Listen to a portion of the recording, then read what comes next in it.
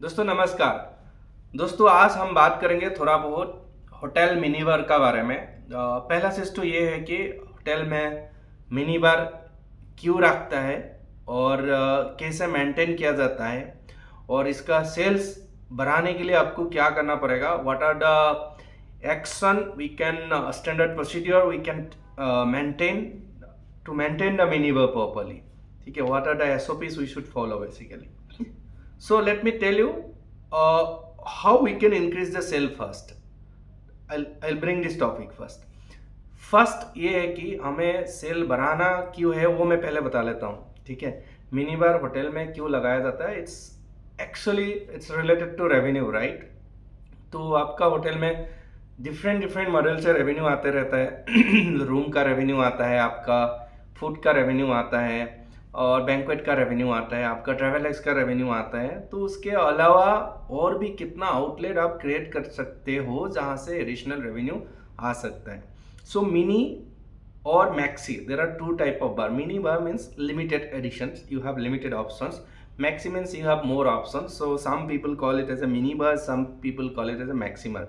When you give more option, that's called as a maxi bar. When you give more option or less options, you call as a mini bar. And mini, actually, you understood that mini bar actually related to, of course, the liquor part, right? The snacks and the liquor, when you mix up, you keep combination of everything, it's called as a mini bar. Why hotel gave it? Because hotel want to increase their revenue and they want to have a additional vertical of revenues. कहाँ से आप निकाल सकते हो उसको देखते हुए ये क्यूरेट किया जाता है और नाइसली रखा जाता है आपके लिए, ताकि कस्टमर का भी वो एक कन्वीनियंस हो जाए कि without going outside they get something inside the hotels. तो पहला बात ये है कि हम ये रखते वक्त क्या क्या चीज़ अगर हम ध्यान देंगे तो ज़्यादा से ज़्यादा सेल होगा। पहला चीज़ तो मेरे को जो दिमाग में आता है वो curate attractive mini bar selection. जब मैं बोलता हूँ कि curate attractive mini bar selection, वो क्या होना चाहिए? कोई कस्टमर आएगा जिसको ओनली प्रीमियम प्रोडक्ट पसंद है, तो उसके लिए आपको ढूंढना पड़ेगा जो इजीली अवेलेबल नहीं है और प्रीमियम प्राइस पे सेल होता है। ऐसा एक और दो आइटम आप सिलेक्ट करना पड़ेगा। किसी को कोई हेल्थ कॉन्शियस लुक रहता है जिसको ओनली लो कैलोरी फूड ही पसंद होता है, so you have to find out something which is in the low calorie category which will not add up too much of calories to their diet so that they eat it. Then of course आपको local product भी ढूंढ के निकालना पड़ेगा। कभी कभी किसी किसी गेस्ट को कहीं दूसरा जगह से आएगा, अगर आप क्यूरेट करके बराबर ढंग से हाईलाइट कर पाए कि ये लोकल आइटम्स है, तो नाइसली उसमें दिखाना है कि ये लोकल आइटम है, तो उसका भी सेल्स होने का चांसेस बढ़ जाता है। So basically whatever menu you curate, you have to give attention that low calorie items are covered, premium items are covered, or local whatever items you can get it, you have to cover that in your menu, mini bar menu. Then of course the liquor parts, it is there, the miniature is always there, which is called as a nips also, okay, in local terms. So you can include those liquor also. You have to create the menu such a way where every item has been nicely placed, description given, pricings are very well fit, everything to be look very crystal clear. You have to enhance the visibility of that product by doing so, and your pricing has to be very competitive. If you keep too low after doing so much of hard work, you will be not earning any money. Your mini bar sale will be very fast, but you will be not earning any money. If you keep too high your pricing, it will be not selling, so your effort will go waste. So you have to find a point where your mini bar will sell in a regular interval and give you some cushion of profit also, or that should not be a problem for you, that stock will pile up otherwise if you wrongly price it. So your pricing also very important. Curation of menu is important, pricing is important, enhancing visibility is important. Then sometimes you have to run some offer also. Like what kind of offers you can, suppose there is a local event happening or international or a national event happening on that specific day, you can run some offer on mini bar. You can, while going and cleaning the room, you can leave a message, because of XYZ festival we are running offer on this mini bar. we are running offer on this X item for X reasons. You can leave a handwritten note, or you can have standard note. You can just place it in the room for that particular day. Or sometimes probably during check-in, you can brief your front office team. Probably front office team can brief to the customer during check-in that there is a offer and promotion on your first night check-in. If you consume on the first night, you get 20% discount on that particular item. After that, you will withdraw. By thinking that customer will feel like, okay, later I don't have that discount, they will have it on the first day only. So that's how you will increase. That is a scarcity marketing kind of things and sales kind of things you can tell. That's how you will increase your sales. Then of course regularly you have to monitor the customer feedback. What customer is giving feedback, what they are looking for, what they are not liking it. Sometimes probably the pricing, sometimes probably the taste, sometimes it may be anything. Moreover, you need to monitor your inventory also, how it is moving, how fast, which item is moving fast, which item is moving slow.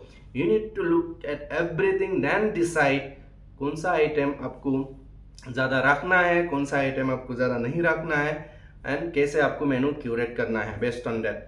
Father Mohan's hotel का और एक issue होता है. देखिए आपके पास अगर imagine करो 100 या 200 रूम है, उतना रूम पे मिनी बार रखने के लिए आपको बहुत ज़्यादा इन्वेंट्री रखना पड़ता है, राइट. और आप ढंग से सेल नहीं करोगे, your money is invested heavily and you will be not gaining anything. All item will expire. I will give you some tips also to how to maintain the inventory without expiring it.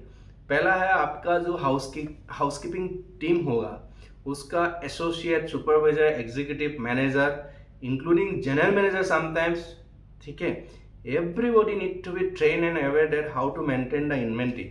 Daily जो routine room cleaning होता है, उसके साथ ही आपका housekeeping जो supervisor junior staff है, associate level का स्टाफ है, उसका ये काम ही बनना चाहिए. तो they will go and check the inventory.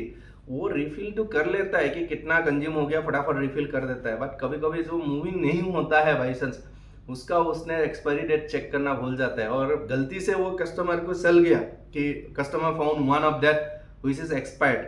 Then you have to compensate, you have to go and apologize. There are a lot of things may happen, so you need to stay cautious, check every day, make details, and your daily report is very important. Then next supervisor. Supervisor का काम क्या होता है, वो तो overlook करना ही है वो प्रोसीडियर्स को, उसके साथ साथ वो अपना इन्वेंट्री मेंटेन करना है.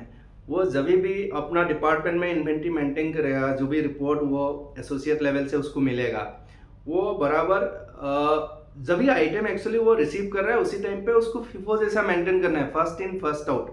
वो रखते वक्त ये सपोज चॉकलेट 5 टाइप का चॉकलेट लेके आ, उसका ग्रुपिंग करना है या लेवलिंग करना है कि वो अलग अलग से ये चॉकलेट ये कैटेगरी है और इसका एक्सपायरी डेट ये है, वो पर्टिकुलरली लिख के उसमें वो ग्रुपिंग करके रखेगा with the expiry date, so that he understand कौन सा लॉट पहले निकालना है उसको, कौन सा लॉट नहीं तो उधर ही गड़बड़ हो जाएगा. जो पहले आया था उसको पहले निकाल लेगा, जो पहले जो आया था उसको बाद में निकाल लेगा, जो बाद में आया था उसको गड़बड़ हो गया ना, आपका जो टाइमलाइन है वो खत्म हो गया, एक क्लॉट तो आपका एक्सपायरी हो ही जाएगा.